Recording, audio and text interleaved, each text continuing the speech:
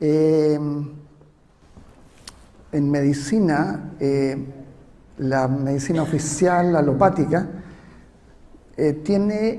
usa la vara de Esculapio, que viene de la mitología griega, y luego la toman los romanos y eso es como llega a nosotros.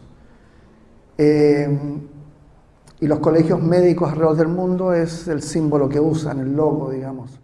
Y puse la medicina china, complementaria, digamos, como una forma de graficar ambos grupos. Y ahí están una variedad de prácticas terapéuticas en medicina complementaria. Luego están los hemisferios. Los hemisferios del cerebro, se suele hablar del hemisferio izquierdo como el masculino y el derecho como el femenino. Hay un cruce y cada hemisferio controla el lado opuesto del cuerpo. No es que esas características que ahí aparecen estén solo en ese hemisferio, pero predominantemente sí. Nuestra cultura es bastante de hemisferio izquierdo, o sea, muy racional, muy lógica, muy específica, muy concreta. Y lo que estamos viendo acá es un encuentro entre ambos hemisferios. La medicina alopática se graficaría con el hemisferio izquierdo y la medicina alternativa y complementaria con el derecho.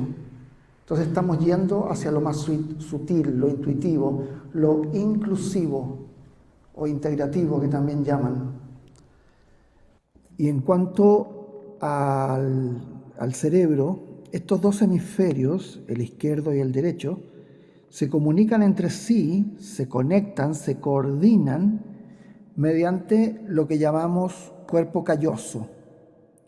El cuerpo calloso es diferente en ciertas partes de su estructura, es diferente entre lo que es el de un hombre y una mujer.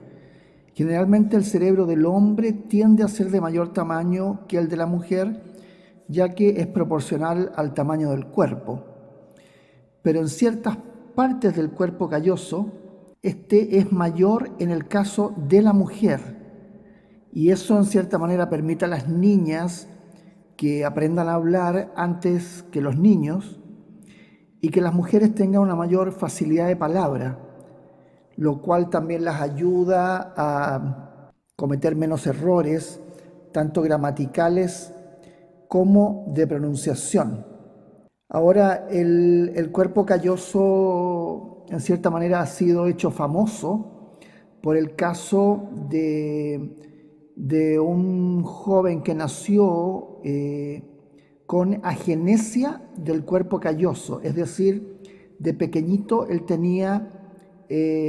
venía ya al nacer con problemas de diseño, por así decirlo, de esta parte del cerebro, lo que por un lado le permitió ser declarado savant, que quiere decir sabio en francés, y en él su nombre es Kim Peek, que vivió de 1951 al 2009, murió hace unos 9 años más o menos.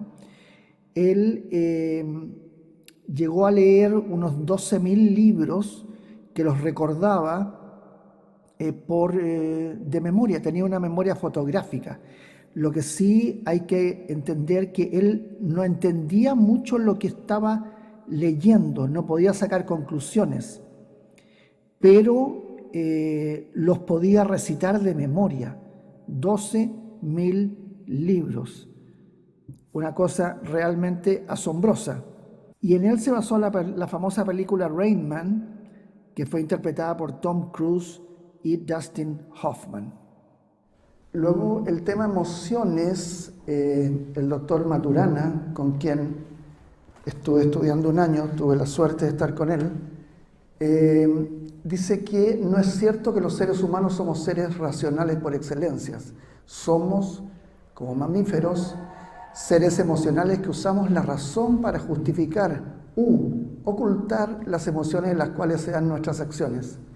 Entonces casi hay como una vergüenza de tener emociones, no es bien visto, por así decirlo, y además paga mal. Ya, las carreras que más pagan son las más racionales.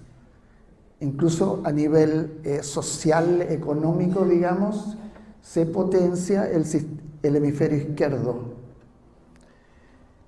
Luego plantea que la comunicación es 80% emociones y 20% intelectual, racional. Es decir, si las emociones no van incluidas, es poco lo que nos estamos comunicando, solo a un 20%.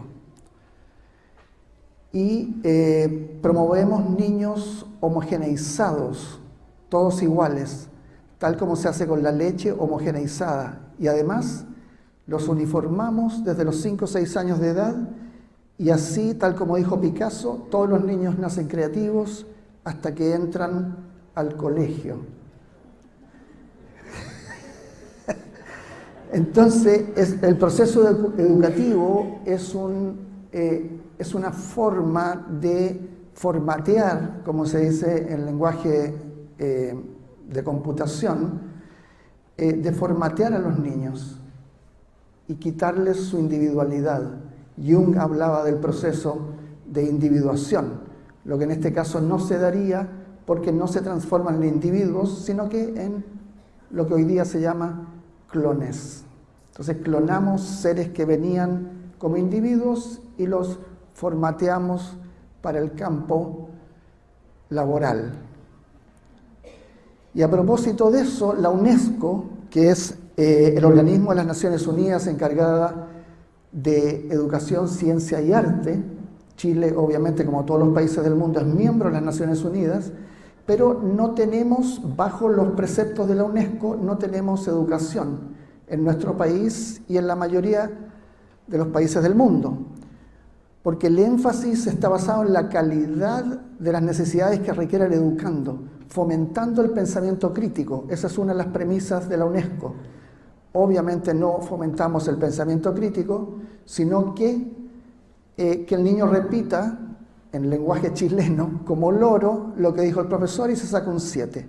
Si se pone a tener ideas propias, como le pasaba a Einstein en el colegio, que le iba muy mal, y después en las universidades, tanto en Alemania como en Suiza, lo querían echar, porque era pésimo alumno, pero sacaba puros 6 y 7, lo que serían nuestras notas, y eso les dificultaba el poder echarlo. Pero no iba a clase, se distraía, contrariaba a los profesores. Era un desastre para los profesores de esa época, la educación prusiana. Bueno, en Chile tenemos mucho de eso y así lo practicamos. Y la palabra educar viene del latín exducere, que quiere decir sacar de adentro, ¿ya? Guiar, encaminar. Pero no hacemos eso, al revés, de afuera llenamos al niño de información tal como llenamos las celdas de una planilla Excel. Eso claramente, según la UNESCO, no es educación. Y algo bien interesante, la doctora Rosalind Picard, ¿ya?, que es la directora y fundadora en realidad del Media Lab en el MIT, una de las principales universidades del mundo, planteó hace 20 años el tema de la computación afectiva. Ojo, hay una A, no una E, no es efectiva, de afecto, afectiva. Entonces ella planteaba que la robótica, que en esos tiempos estaba muy incipiente, hoy día está bastante más desarrollada, debían tener, los computadores y todo lo que fueran máquinas inteligentes, debían tener emociones. Se rieron de ella, pero no mucho por ser quien era. No podían decir, usted no tiene idea de lo que está hablando. Pero la mayoría de los científicos de la época estuvieron en desacuerdo. Le dijeron, lo bueno de las máquinas es que no tienen emociones. No se enojan, no llegan tarde al trabajo, no hacen rabietas, bla, bla, bla, no piden licencia. Entonces, ella dijo no, porque las emociones son fundamentales para tomar decisiones. Y hoy en día se están construyendo computadores que le toman la presión a la persona, ven cómo presiona las teclas con que está efectuando el trabajo, miden el ritmo respiratorio, etc. Y eso comúnmente en psicología se llama empatía. Entonces las máquinas están siendo más empáticas que nosotros en el mundo cotidiano. Entonces un computador puede ser mucho más afectuoso conmigo que a lo mejor una pareja, un amigo, un compañero de trabajo o un pariente. Entonces si vamos a robotizar a los niños, al menos que lo hagamos con una robótica actualizada. Que sean robots, pero que al menos tengan empatía, si es que no estamos dispuestos a que sean individuos como tales, ¿no?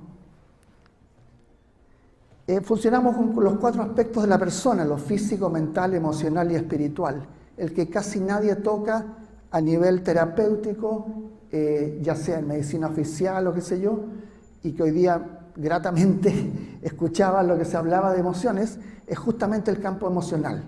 Es el que más temor da. Es mucho más fácil decirle tus ideas están equivocadas, o tu cuerpo tiene tal cosa, o a nivel espiritual lo otro. Pero lo emocional da miedo a nivel de lo que comúnmente se llama salud. La historia de la psiconeuroinmunología, que se refiere a lo cómo pensamientos y emociones afectan el sistema neurológico, que me tocó para una conferencia que hay en la Católica en Santiago, me tocó investigarlo y me costó mucho encontrar. Mide promedio en el mundo 72 kilómetros. Todo el cableado de fibra óptica, por decirlo así, que tenemos en el cuerpo. Es como la mitad del camino entre Viña y Santiago.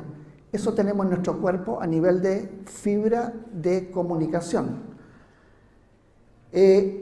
Y ya en 1680 se hablaba de esto y por supuesto los pueblos originarios lo vienen hablando desde hace miles de años. Franz Alexander en los 40 ya hablaba de los temas psicosomáticos. Y luego el padre del estrés, Hans Selye, en la misma década del 40, acuña el término y que hoy día ya es comúnmente usado en medicina alopática incluso. Tipos de personalidad, está el Lobo de Wall Street, que es la más reciente, y la anterior de Wall Street con Michael Douglas y con Leonardo DiCaprio, la más reciente. Y se refiere al tipo A de personalidad, que son personas muy estresadas, que corren contra el tiempo, etc. Y de ahí viene la canción de Frank Sinatra, My Way, ¿ya? Que todo tiene que ser a mi pinta. Un tema entre narcisismo y control muy interesante, ¿ya? Y yo tengo la razón, no, yo tengo la razón. Eso es un gran tema de frustración y que complica mucho las relaciones interpersonales, porque yo quiero ganar y el otro también, pero a lo mejor los dos estamos diciendo lo mismo. Uno dice que es un 6, el otro que es un 9, pero es lo mismo. Y eso se podría relacionar con las selfies, ¿ya? En cuanto a narcisismo, y podríamos hablar mucho de narcisismo, pero veamos de qué se trata, que una imagen dice más que 1000 palabras. Yo quiero salir en la foto, yo.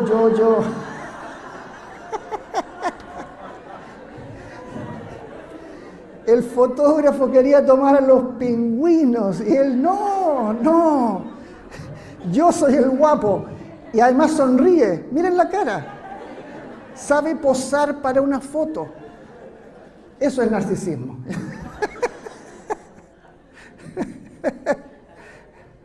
Bueno, hay un montón de estudios. Esta fue una investigación que hice en la Universidad de Santa Mónica, en California, hace casi 20 años. Si alguien está interesado clínicamente en esto, se lo puedo enviar después por correo o algo así. Sobre cómo, decía, lo mental emocional afecta eventualmente al cuerpo. Y en este caso es la artritis reumatoide. Si se fijan, son revistas científicas que publican todo esto en Estados Unidos de hace muchos años. El humor y el sistema inmunológico, se ha visto que el humor contrarresta el estrés negativo. Entonces, reírse no es tan terrible como algunos creen, ¿ya? Al revés. La ira de las mujeres, ese es un tema tabú. Porque en nuestra cultura machista, patriarcal, la mujer no debe sacar rabia, el hombre no debe expresar pena. Entonces los dos cojeamos de una pata, como se dice, y claro, eso trae resultados negativos en cuanto a salud. Entonces el lenguaje concreto, la ira no reconocida enferma a las mujeres, supongamos un cáncer de mama, ¿ya? 2, la ira es transformada en una condición aceptable, que sería este cáncer. La condición aceptable es tratada, quimio, radio, cirugía, tamoxifeno, como se mencionó anteriormente. Pero la ira nunca ha sido tratada. Por lo tanto, la condición aceptable retorna. Si partió en la mama izquierda, puede continuar en la derecha o una metástasis a otros órganos.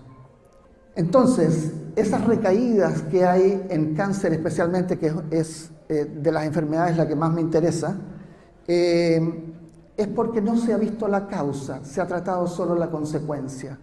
Y los resultados, claro, muchas veces, desgraciadamente, están a la vista. Las natural killers les llaman las células asesinas naturales en inglés. Y esas son las que de alguna manera se comen a las células cancerígenas. Una de las formas es fagocitosis. ¿Se acuerdan del Pac-Man? ¿Ya? Que se jugaba antiguamente, que hacían así. Bueno, eso es fagocitárselas, ¿ya? Las natural killers se comen a las células cancerígenas y así el tumor puede ir disminuyendo. Ya que tenemos la quimioterapia interna, lo que pasa es que no está activada por alguna razón. Causa mental emocional, es cosa de cada persona, una historia diferente. Este es un estudio muy interesante del doctor David Spiegel en la Universidad de Stanford. Él, en grupos de cáncer de mama, reunió a mujeres principalmente, pero ojo, los hombres también tienen cáncer de mama. Lo que pasa es que es muy poquito, entre el 1 o 2% máximo, pero también hay hombres. En este caso reunió a, por ejemplo, grupos de 10 mujeres con un terapeuta y se reunían 2 o 3 veces a la semana a contar sus penas, sus rabias, sus alegrías también. Estaban todas en tratamiento de cáncer de mama. Y llegaron casi a doblar la expectativa de vida que el grupo de referencia que había, en el cual no tenían estos grupos de apoyo. Era solo una conversación que iban teniendo. Y eso les dobló la expectativa de vida. Ambos grupos con el mismo tratamiento médico. Impresionante y además sumamente barato. Bueno, gingivitis también, el tema psiconeuroinmunología se aplicó acá en estudios y se vio que, claro, afectaba todo el tema bucal. Luego dermatología. El doctor Farber es uno de los dermatólogos más importantes del mundo y él se ha especializado, además de otras patologías, en el tema de la psoriasis. Y se vio que la psoriasis mejoraba enormemente con ciertos tratamientos de este tipo. Y ahí están los porcentajes. El estudio incluyó 6.300 pacientes. Los gringos cuando hacen algo lo hacen en grande, ¿ya? Así que son estudios con una sumamente alto porcentaje de validez. Bebés prematuros, se pusieron en un hospital 30 de las, ¿cómo se llaman? Las incubadoras, estamos un poquito lentos hoy día, de las incubadoras en este lado y 30 al lado de acá. A los niños prematuros se les da de alta cuando van subiendo de peso. Los dos recibían exactamente la misma alimentación y tratamiento médico, pero había una diferencia. A los de acá, a través de esos hoyitos que ustedes ven ahí en el costado de la incubadora, los padres o las enfermeras o los médicos metían la mano y le hacían cariño. Y le hablaban, le decían cosas bonitas, mira cómo subes de peso, te estás poniendo tan lindo, bla, bla, bla. Y le hacían masajitos en los pies, en la guatita, en la cabeza, etc. Esos niños, las 30 incubadoras de acá, subieron el doble de peso que los de acá, con exactamente la misma alimentación. Pensamientos y emociones generan materia. ¿Qué tipo de materia? Depende de la calidad de los pensamientos y emociones. En este caso, la ternura les ayudaba a subir de peso a estos niños. Y el contacto de piel, que es fundamental.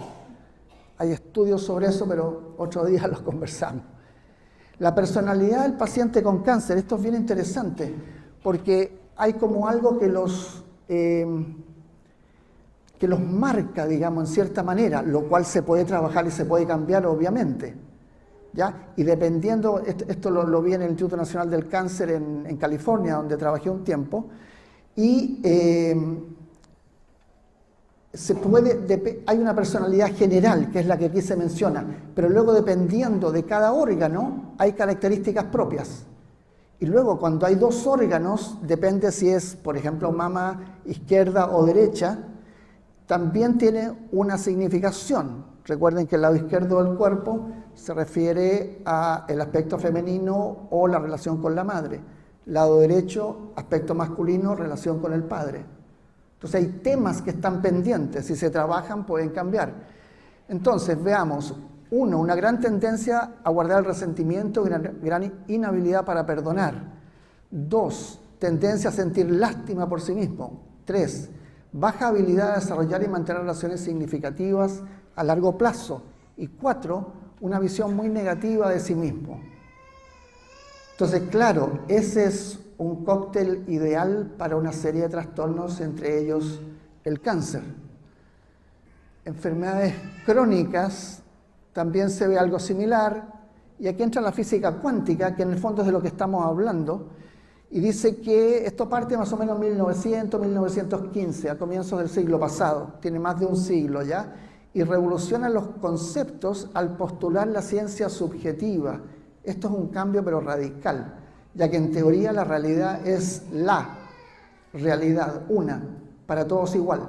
Ellos plantean que no, que la realidad es individual y que cada uno plantea una forma de realidad para sí mismo, inconscientemente por supuesto. Dos, el observador modifica lo observado. Esto se vio en ejemplos en física, ¿ya? En los cuales había una cierta reacción si la persona estaba presente, y si no estaba presente había otra reacción a nivel atómico, ¿ya? Protones, neutrones y los hiperkinéticos, que son los electrones. Y dice que no es un mero espectador, tiene el poder interno que lo capacita para cambiar su cuerpo, su destino, su vida. Entonces las cartas que me dieron al comienzo no son necesariamente con las que me tengo que dar. Yo puedo cambiar eso, pero tengo que estar dispuesto a meter las manos al barro. No es un picnic, ¿ya? Si es que quiero lograr un cambio. Masaru Emoto, muchos de ustedes lo conocen, él habla de que una simple frase, emoción o pensamiento puede cambiar la estructura molecular del agua. Y esto dice, ya, pero a mí qué me importa. Es que hay un detalle, somos 70-90% agua, depende cómo se mida. Entonces, esos pensamientos y emociones, él los vio de manera concreta con microscopios electrónicos. Congelaban una molécula de agua, la veían en el microscopio electrónico y daba eso, el nacimiento de un río con agua pura. Eso está hecho de manera natural. Ellos la congelaban, esa molécula de agua, la veían y daba esa imagen. Eso es agua pura. Parece una joya, ¿verdad? De esa que se hacían antiguamente. Y esa es agua contaminada. Y fíjense que un estudio mostró... hicieron un estudio con psicópatas en cárceles de Londres y se dieron cuenta que estas personas no podían decir muchas gracias. Una de las características de la psicopatía, ¿se acuerdan del psicópata de la dehesa y varios más? Bueno, no tienen empatía y por eso que pueden causar tanto daño, ya que no sienten el dolor del otro. En el fondo lo que estamos hablando es de lo sutil crea lo concreto, es lo que hacen los arquitectos. Tienen una idea, la ponen en papel o la ponen en un computador y eso eventualmente se transforma en un edificio. Con el cuerpo hacemos lo mismo. Locura es hacer lo mismo una y otra vez y esperar un resultado diferente. Así vivimos. Si se fijan, vamos repitiendo día a día las mismas cosas. Es lo que llamamos tropezarse con la misma piedra. Pero ¿qué pasa en esto de echarle la culpa al marido, al esposo, que somos terribles los hombres? A ver, ¿somos tan malos realmente? Veamos, una imagen dice más que 1000 palabras, ¿se acuerdan? Entonces el terapeuta le dice, la próxima semana trabajaremos con el inconsciente. La señora le dice, no, mi marido no va a querer venir.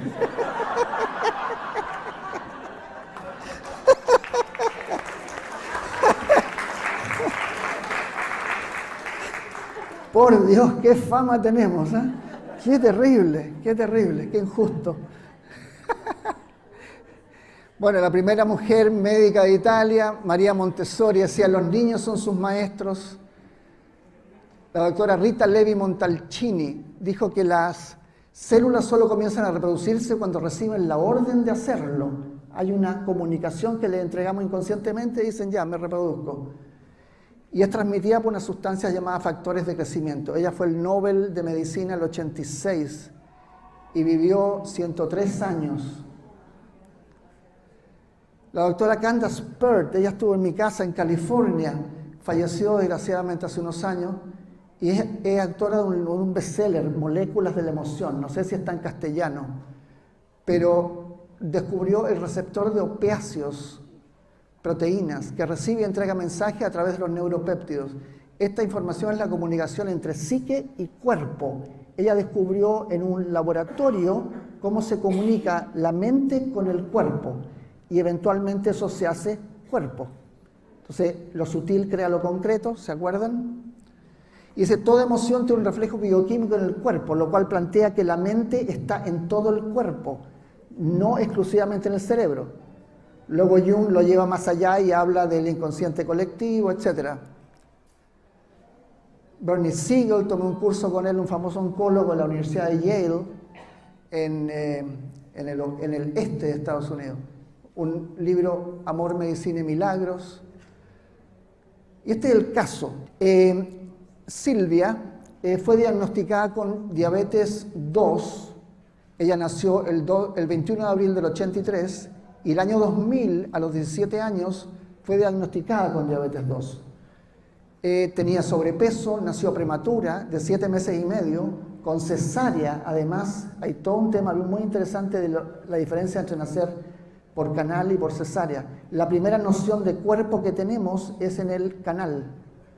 Antes la guagüita o el feto no tenía conciencia de cuerpo, en el canal sí, porque está siendo apretada por todos lados y eso lo ayuda a darse cuenta que tiene un cuerpo. Si eso no ocurre, cuesta desarrollar después conciencia de cuerpo. Pero aparte de todo eso, no recibió amamantamiento, o sea, no fue amamantada. Contrajo sarna en el hospital. No, si es una lista larga por lo que pasó a esa guagüita. Por lo que tuvo que quedarse internada y claro, la madre se fue a casa. Entonces es abandono tras abandono tras abandono. Tuvo desnutrición hasta los 7 años, dado que rechazaba la comida, los trastornos alimentarios, generalmente anorexia, bulimia, etc. O también el sobrepeso, que es lo mismo, pero en el otro polo se relacionan con la madre. La relación con la madre, lo primero que hace la guagüita al nacer es buscar el pecho materno. Incluso hacen así, todavía no pueden ver y están buscando el pecho. Y también se guían por el corazón, que cada guagüita distingue el corazón de su madre, que late diferente a los otros corazones de otras mujeres. Fue hija no deseada, además. O sea, esperaban un varón, e incluso ya le tenían nombre, Alexis, pero nació una niña. A los 12 años pesaba 50 kilos, con 1,35 m de estatura, porque le hicieron un tratamiento para subir de peso, el cual parece que funcionó bastante bien o demasiado bien. Y comía con gran ansiedad. Claro, se comía la madre. Como no había madre, no hubo madre, comía para ver si se saciaba de esa carencia de madre. A los 17 años, como dijimos antes, diagnosticada con diabetes 2, le recetan metformina, que la Fornil es el nombre de fantasía, de 500 miligramos, uno al desayuno, uno al almuerzo y uno en la noche de 800 miligramos. Dosis que toma desde los 17 a los 31 años. Luego 1 año y medio de tratamiento con psicoterapia, flores de Bach, respiración catártica, breathwork, que saca emociones reprimidas, lectura de codependencia, cambios en alimentación, baños con sal marina, cambios de estilo de vida, hace una toma de conciencia de su condición de adulta. Cuando hay un trauma en la infancia, en la primera infancia o en la adolescencia, uno se queda eternamente, a los 20, 40, 60 o más años, sigue de cabro chico. Y por eso que vemos en la tele a gente famosa o empresarios, políticos, dirigentes de esto o lo otro, y se comportan como niños. Es el famoso Peter Pan. Los chilenos, especialmente los hombres, estamos muy pegados en el Peter Pan, somos niños eternos. Nos arrugamos, pero seguimos de cabros chicos. Y entonces se sana, por lo que los médicos le suspenden las medicinas. Y su último examen es de junio del 2018. Hoy mide 1,49 y pesa 50 kilos, o sea, está en su peso. Ese es el caso. Y me pueden contactar en Facebook, también tengo un canal en YouTube que pueden buscar. Ahí está el correo, tengo un sitio web también que pueden ver. Y en YouTube incluso vamos a publicar ahora algunas cosas de cine que estamos preparando con mis amigos audiovisuales, ¿ya? Muchas gracias por abrir la mente y el corazón. Gracias.